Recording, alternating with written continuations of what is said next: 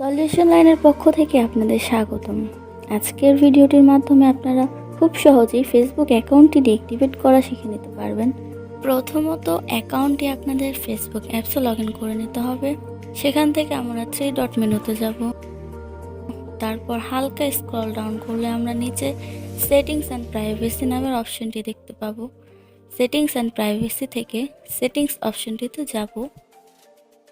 এখান থেকে আমরা পার্সোনাল অ্যান্ড অ্যাকাউন্ট ইনফরমেশন অপশনটিতে যাব। তারপর আমরা অ্যাকাউন্ট ওনার অ্যান্ড কন্ট্রোল অপশনটিতে ক্লিক করব।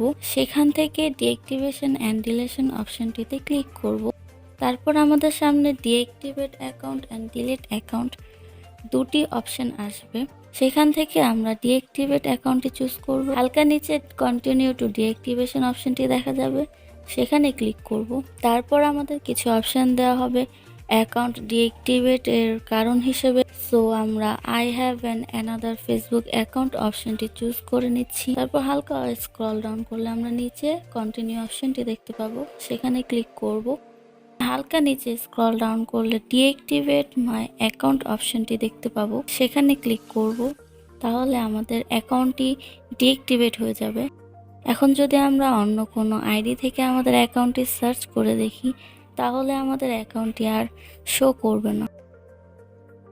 আজকের জন্য এইটুকুই, দেখা হবে নেক্সট ভিডিও।